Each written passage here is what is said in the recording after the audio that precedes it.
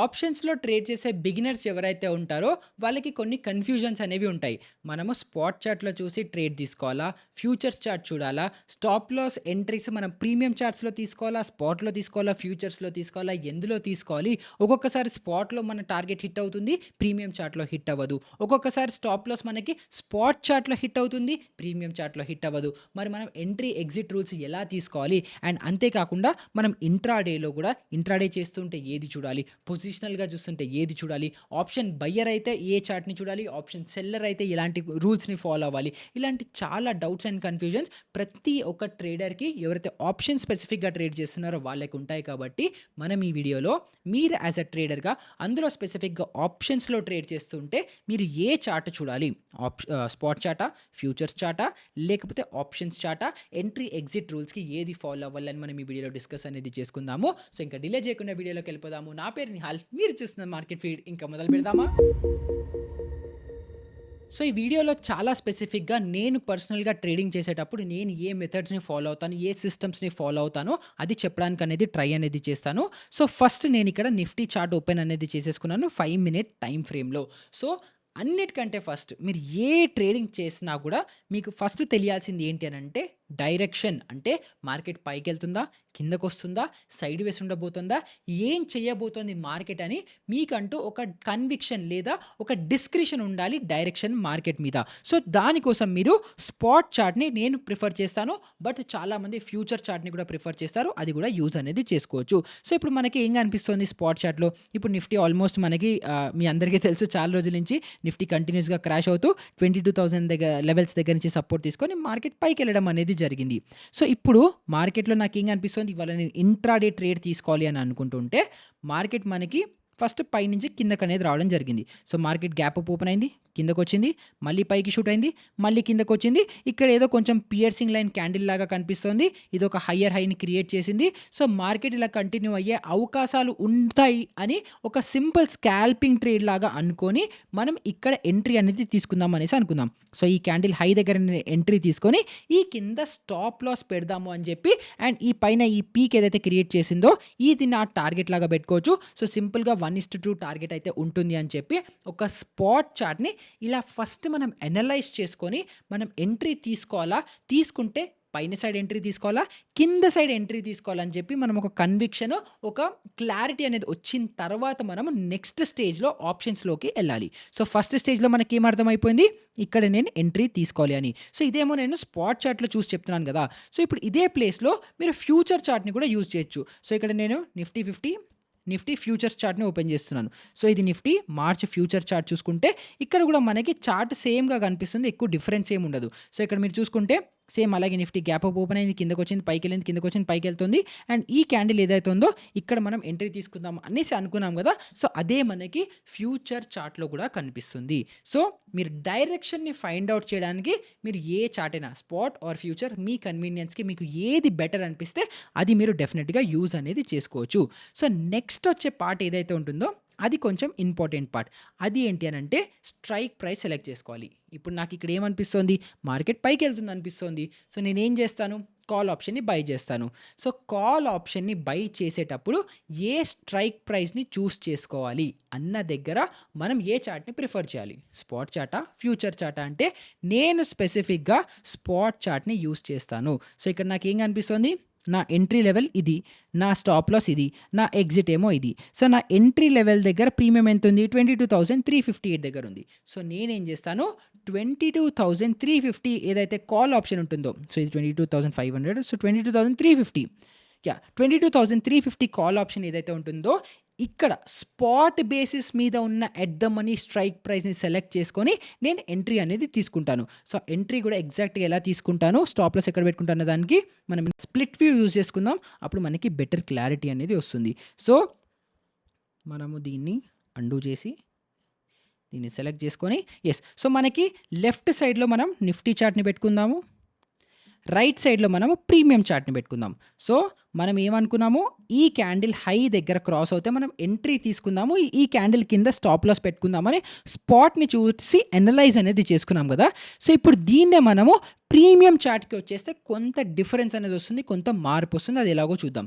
So, ఇప్పుడు ఇదే candle మనకి ఇక్కడ ఏం కనిపిస్తుంది? ఆ క్యాండిల్ ఇది. సో, ఇక్కడ మీరు కర్సర్ చూడొచ్చు. 2 చార్ట్స్‌లో మూవ్ అవుతుంది. సో, ఇక్కడ ఈ క్యాండిల్ దగ్గర మనం ఎంట్రీ తీసుకుంటే ఈ హై దగ్గర ఎంట్రీ తీసుకుందాం అనేసి అనుకున్నాం. ఇక్కడ స్టాప్ లాస్ ఎక్కడ పెట్టుకుందాము? ఈ లో క్యాండిల్ లో కింద పెట్టుకున్నాం. అంటే టెక్నికల్‌గా మనం ఈ లో కింద స్టాప్ లాస్ పెట్టుకోవాలి. కానీ మనకిక్కడ ఆప్షన్ చార్ట్‌లో మీరు స్పెసిఫిక్‌గా చూస్తే ఇక్కడ ఏం అర్థమవుతోంది? ఇక్కడ ఒక జోన్ క్రియేట్ అయింది. ఈ జోన్ ఏ జోను? ఇంతకు ముందర స్పాట్‌లో ఏదైతే ఇక్కడ లో క్రియేట్ చేసిందో, ఈ లో క్రియేట్ చేసిన ఈ పెద్ద క్యాండిల్స్ జోన్ మనకిక్కడ ఆప్షన్ ప్రీమియమ్స్‌లో ఈ 20 రూపీస్ టు ఈ 30, 40 లెవెల్స్ ఏదైతే ఉంటుందో దీన్ని డిఫెండ్ చేస్తూ మనకిక్కడ ఆప్షన్ ప్రీమియంలో ఒక జోన్ అనేది కనిపిస్తోంది. సో, ఫస్ట్ మనము ఇలా స్పాట్‌లో ఎంట్రీ తీసుకుందామని డిసైడ్ అయిపోయి, స్ట్రైక్ ప్రైస్ కూడా సెలెక్ట్ అయిన తర్వాత ఆప్షన్ ప్రీమియం చార్ట్‌ని ఓపెన్ చేసి, ఇక్కడ ఏదన్నా ఇమ్మీడియేట్‌గా మనకి సపోర్ట్స్ అండ్ రెసిస్టెన్సెస్ ఉన్నాయా అని అబ్జర్వ్ చేసుకొని, ఇలా ఏదన్నా ఒక సపోర్ట్ జోన్ కనిపిస్తోంది అని అనుకుంటే, ఈ సపోర్ట్ జోన్ దగ్గర నేను స్టాప్ లాస్ అనేది ప్లేస్ చేసుకుంటాను. సో, టెక్నికల్‌గా స్పాట్ చార్ట్‌లో మనకి ఇక్కడ ఉన్నప్పటికీ, ఇక్కడ ఈ జోన్‌ని నేను కన్సిడర్ చేస్తూ, ఈ జోన్ కింద నా స్టాప్ లాస్ అనేది ప్లేస్ చేసుకుంటాను. సో, ఇక్కడ నా ఎంట్రీ ఏంటి? 50 రూపీస్ దగ్గర నా ఎంట్రీ. నా స్టాప్ లాస్ ఏమో ఇక్కడ 15 రూపీస్. 35 రూపీస్ నా స్టాప్ లాస్ ఉంది. పైన టార్గెట్ ఒక 70 పాయింట్స్ పెట్టుకుంటాను. సో, 50 + 70 ఎంత? 120 అండ్ 120 అంటే మనకు ఆల్మోస్ట్ అరౌండ్‌గా ఈ లెవెల్‌లో మనకి టార్గెట్ హిట్ అనేది అయింది. సో, ఈ విధంగా ఫస్ట్ మనం స్పాట్‌లో ఐడెంటిఫై చేసుకొని, ట్రెండ్‌ని ఐడెంటిఫై చేసుకొని, ఆ తర్వాత స్పాట్ చార్ట్ బేసిస్ మీదే స్ట్రైక్ ప్రైస్ సెలెక్ట్ చేసుకొని, అప్పుడు నేనిక్కడ ఎంట్రీ అనేది తీసుకుంటాను. ఎందుకు? ఎంట్రీ తీసుకొని తర్వాత ఈ స్టాప్ లాస్ ఈ జోన్ ఎందుకు నేను స్పెసిఫై చేస్తున్నాను అనంటే, ఇప్పుడు మనకేదైతే ఇక్కడ జోన్ క్రియేట్ అయిందో, లేదా ఇక్కడ పైన ఈ జోన్ ఏదైతే క్రియేట్ అయిందో, ఇవి చాలా ఇంపార్టెంట్ జోన్స్. సో, ఇక్కడ మీరు చూస్తే ఇక్కడ మనం 130-100 ఈ 30 పాయింట్ జోన్ అవ్వచ్చు, లేదా ఇక్కడ మనము 50 టు ఇక్కడ ఒక 20 ఇక్కడ ఒక 30 పాయింట్ జోన్. ఈ 2 30 పాయింట్ జోన్స్ ఎంత క్రూషియల్ అండ్ ఇంపార్టెంట్ అంటే, ఎప్పుడైతే ఈ జోన్ పైనే ఉంటుందో ఆప్షన్ బయర్స్ ఈ జోన్‌ని కాపాడడానికి ట్రై అనేది చేస్తూ ఉంటారు. సో, మార్కెట్ మళ్ళీ కిందకొచ్చినప్పటికీ కూడా ఈ జోన్స్‌లో మళ్ళీ బయింగ్ చేసి మార్కెట్‌ని పైకి తీసుకెళ్ళడానికి అనేది ట్రై చేస్తుంటారు. ఆప్షన్ ప్రీమియం డీకే అవ్వకుండా. కానీ అలా కాకుండా సపోజ్ ఇదే ప్లేస్‌లో మార్కెట్ ఏమో నేను అనుకున్న డైరెక్షన్‌లోనే పైకెళ్తుంది. అంతా బావుంది. ఇవాళ ఎక్స్‌పైరీ రోజు కాబట్టి థీటా డీకే ఎక్కువ ఉంటుంది కాబట్టి మార్కెట్ ఏం చేస్తోంది అనంటే, పైకైతే ఎళ్తోంది. నా డైరెక్షన్‌లోనే ఎళ్తోంది. కానీ స్లోగా ఎళ్తోంది. లేదా ఇక్కడే కన్సాలిడేట్ అవుతోంది అని అనుకుంటే, అప్పుడు నేనేం జేయాలి? మార్కెట్ నేను అనుకున్న డైరెక్షన్‌లోనే స్లోగా పైకెళ్తోంది. కానీ థీటా డీకే నాకు అగెయిన్స్ట్‌గా యాక్ట్ చేసి నాకు లాస్ వచ్చేలాగా చేయొచ్చు. సో, అలాంటప్పుడు నేను తీసుకునే డెసిషన్ ఏంటంటే, ఇందాక నేను మీకేం చెప్పాను? ఈ జోన్‌లో ఉన్నంత వరకు ఆప్షన్ బయర్స్ ఈ లెవెల్‌ని కాపాడుతారు అని చెప్పాను గదా! సో, ఎప్పుడైతే ఈ జోన్ బ్రేక్ డౌన్ అయ్యి మార్కెట్ ఒకవేళ 20 రూపీస్ ప్రీమియం బ్రేక్ డౌన్ అయ్యి కిందకొస్తుందో, ఈ ప్లేస్‌లో నేను ఇక్కడ పుట్ ఆప్షన్‌ని బై చేయకుండా, ఇక్కడ బ్రేక్ డౌన్ అయ్యి కిందకొస్తుందంటే మార్కెట్ బేరిష్ అయినట్టే గదా! అవసరం లేదు. ఆప్షన్స్‌లో స్లైట్ బుల్లిష్ ఉన్న, సైడ్‌వేస్ ఉన్నప్పటికీ కూడా ప్రీమియమ్స్ మెల్ట్ అయిపోతాయి. సో, ఒకవేళ మార్కెట్ నాకు స్లోగా పైకెళ్ళడం కనిపిస్తోంది, లేదా సైడ్‌వేస్ అవ్వాలని చూస్తోంది. ఇక్కడ ప్రీమియం చార్ట్‌లో సపోర్ట్ జోన్ బ్రేక్ డౌన్ అయ్యి కిందకొస్తోంది అనుకుంటే, ఇలాంటి ప్లేస్‌లో పుట్ ఆప్షన్‌ని బై చేయకుండా, ఇక్కడ నేను కాల్ ఆప్షన్‌ని సెల్ చేస్తాను. అప్పుడెందుకు? మార్కెట్ మళ్ళీ ఈ బ్రేక్ డౌన్ ఈ 15, 16 లెవెల్స్ బ్రేక్ డౌన్ అయ్యి కిందకొచ్చి మళ్ళీ పైకెళ్తున్నప్పుడు ఇదే లెవెల్ దగ్గర రెసిస్టెన్స్ తీసుకొని మార్కెట్ మళ్ళీ కిందకొస్తూ ఈ ప్రీమియం జీరో అయ్యే అవకాశాలు చాలా ఎక్కువ అనేది జరుగుతాయి. సో, ఫస్ట్ మనము స్పాట్ చార్ట్‌లో డైరెక్షన్‌ని ఫైండ్ ఔట్ చేసి స్ట్రైక్ ప్రైస్‌ని సెలెక్ట్ చేసుకున్న తర్వాత ఇమ్మీడియేట్‌గా మనకి ఆప్షన్ చార్ట్‌లో ఏదన్నా సపోర్ట్ జోన్స్, రెసిస్టెన్స్ జోన్స్ ఉన్నాయని ఐడెంటిఫై చేసుకొని, దానికి అరౌండ్‌గా స్టాప్ లాసెస్, దానికి అరౌండ్‌గా టార్గెట్స్ అనేది ఫస్ట్ ప్లేస్ చేసుకోవాలి. ఇదేమో ఫస్ట్ రూల్. సెకండ్ రూల్ మీరు ఇంకోటి గుర్తుపెట్టుకోవాల్సింది ఏంటి అనంటే, మనకి టార్గెట్స్ ఏవైతే ఉంటాయో అవి ఒక్కొక్కసారి మనకి స్పాట్ చార్ట్‌లో హిట్ అయినప్పటికీ కూడా మనం ఎగ్జిట్ అనేది అయిపోవాలి. అంటే ఫర్ ఎగ్జాంపుల్ దానికి కూడా ఒక ఎగ్జాంపుల్ ఇస్తాను.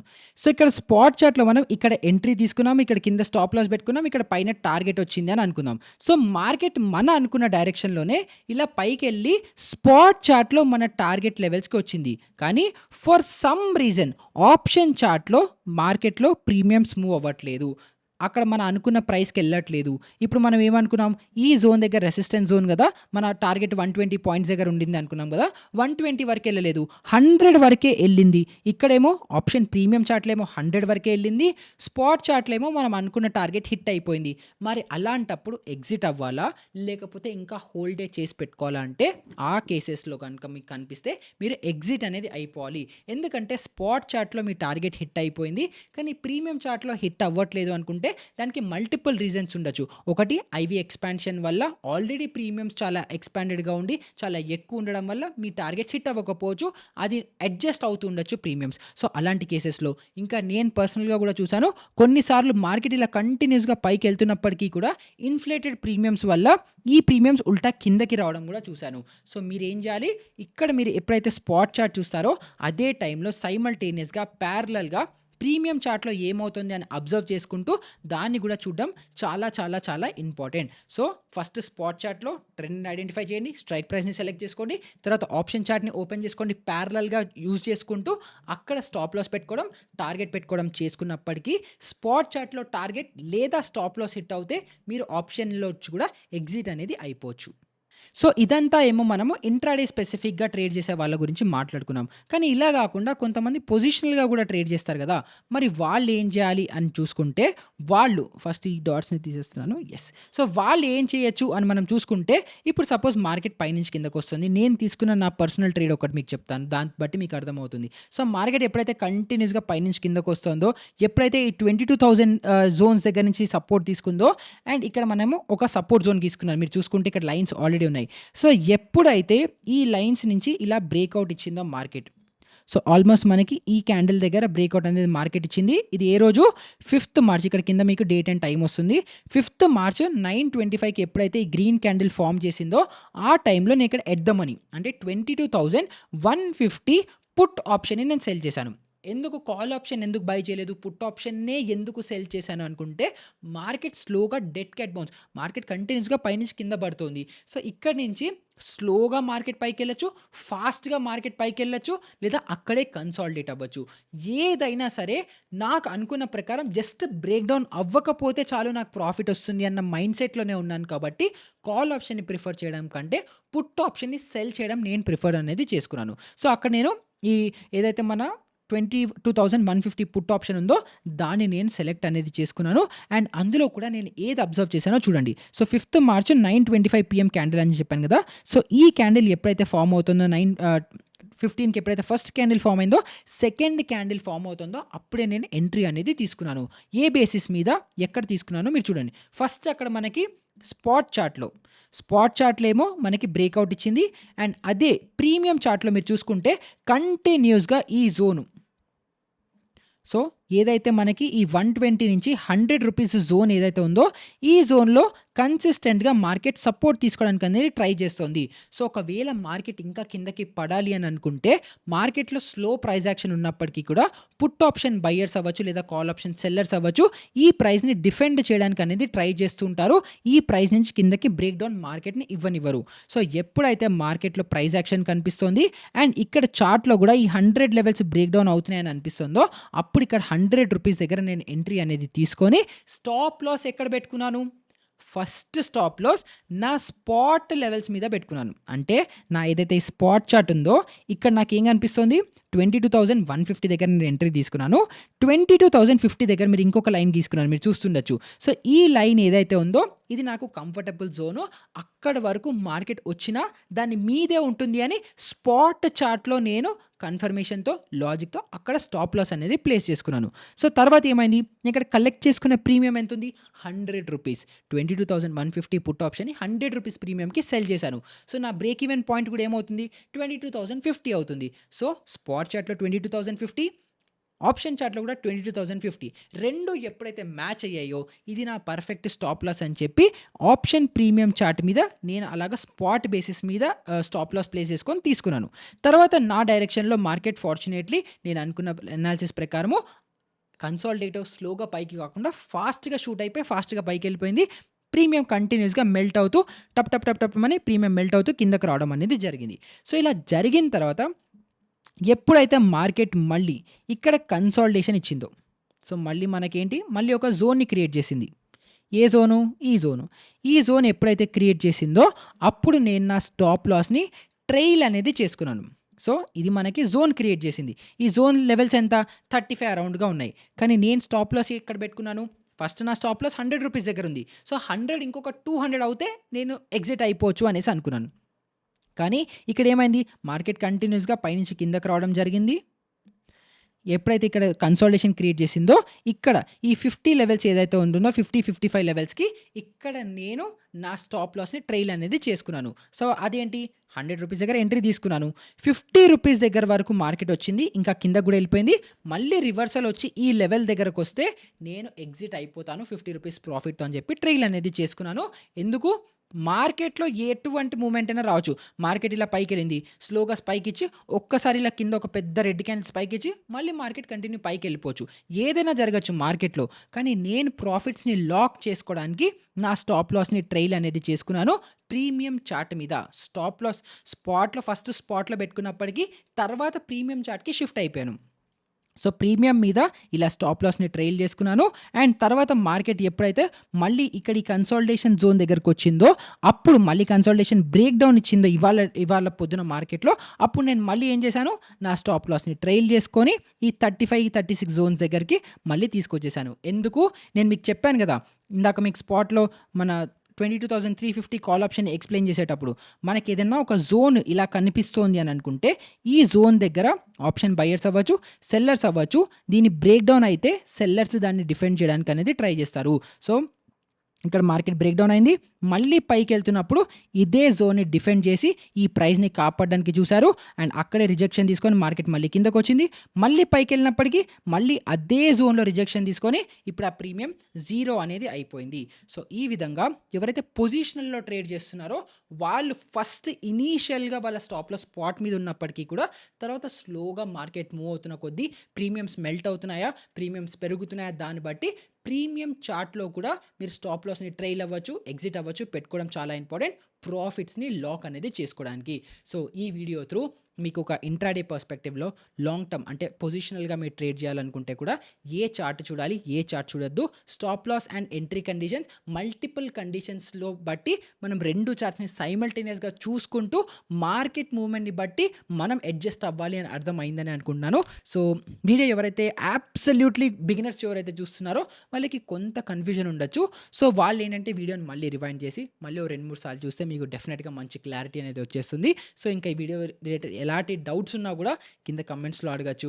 లేదా డిస్క్రిప్షన్‌లో టెలిగ్రామ్ గ్రూప్ లింక్ ఉంది. అక్కడికొచ్చి అడిగినా నేను మన కమ్యూనిటీ వాళ్ళందరూ కూడా మీకు హెల్ప్ చేయడానికి రెడీగానే ఉన్నాం కాబట్టి మీరు అలా కూడా మీ డౌట్స్ అనేది క్లియర్ చేసుకోవచ్చు. సో, ఈ వీడియో త్రూ మీకు ఏదైనా వాల్యూ దొరికితే మీ ట్రేడింగ్ ఇంట్రెస్ట్ ఉండే ఫ్రెండ్స్ అవ్వచ్చు, ఫ్యామిలీస్ అవ్వచ్చు, కొలీగ్స్ అవ్వచ్చు అందరితోనూ షేర్ చేయండి.